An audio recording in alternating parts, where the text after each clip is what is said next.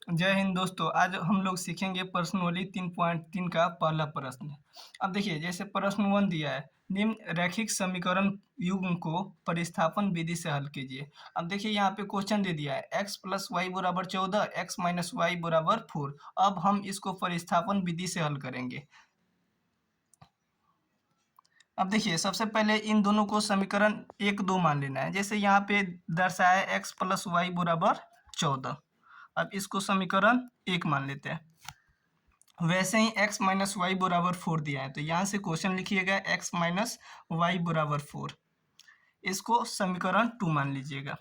ठीक है। अब देखिए, हमको समीकरण 3 निकालना है, तो यहाँ से हम लोग अप्लाई करेंगे समीकरण 1 से। समीकरण 1 से, क्योंकि हमको समीकरण 3 निकालना है। अब समीकरण 1 में क्या दिया है, तो x + y = 14, तो यहाँ से x + y = 14। अब यहाँ पे अगर हम y को उस साइड में भेजेंगे तो x का मान निकल जाएगा, तो यहाँ से x = 14 - y। यहाँ तो कोई दिक्कत, यहाँ तक तो समझ में आया होगा। अब यहाँ पे x का मान तो निकल गया है, तो इसको हम लोग समीकरण 3 मान लेते हैं, तो यहाँ से समीकरण 3 हो गया। अब देखिए, हमको किसका मान निकालना है, तो हमको y का मान निकालना है। तो अब x का मान तो निकाल लिया है, अब हमको y का मान निकालना है, तो यहाँ से तो अप्लाई कर सकते हैं ना। तो जैसे यहाँ पे समीकरण 2 दिया गया है, तो यहाँ पे लिखिएगा समीकरण 2 में y x का मान रखने पर। अब देखिए, समीकरण क्या दिया गया है, तो x - y = 4। तो यहाँ से अप्लाई कीजिएगा x - y = 4। अब देखिए, x का मान हमारा कितना निकला है, समीकरण कितना निकला है, 3। तो x = 14 - y। तो यहाँ पे x की जगह पर हम 14 - y तो अप्लाई कर ही सकते हैं। तो यहाँ से लिखिएगा 14 - y =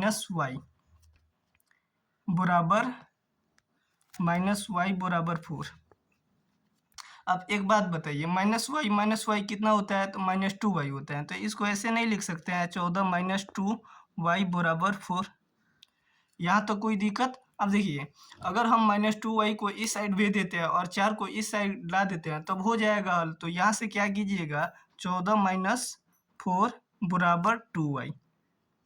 इसको ऐसे नहीं लिख सकते हैं 2y = 10, ऐसे तो लिख ही सकते हैं। अब यहाँ पे देखिए,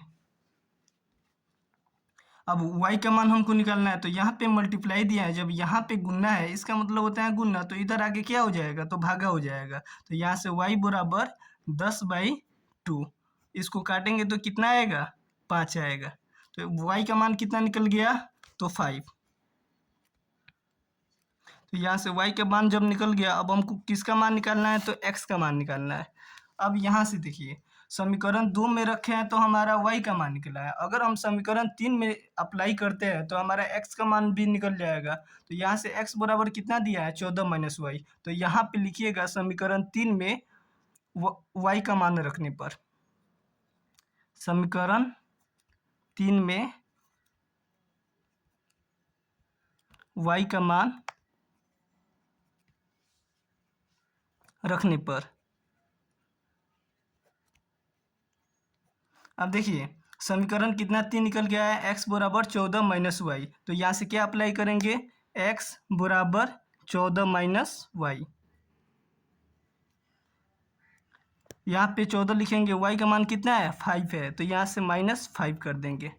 तो यहाँ से x का मान कितना निकल जाएगा, 14 - 5 कितना होता है, तो 9 होता है। तो यहाँ से 9 हो जाएगा। इसलिए x = 9 और y बराबर कितना आपका निकल के आ गया, 5। तो यहाँ से 5 लीजिएगा, हो गया हल। बस इतना ईजी है, कर लीजिएगा।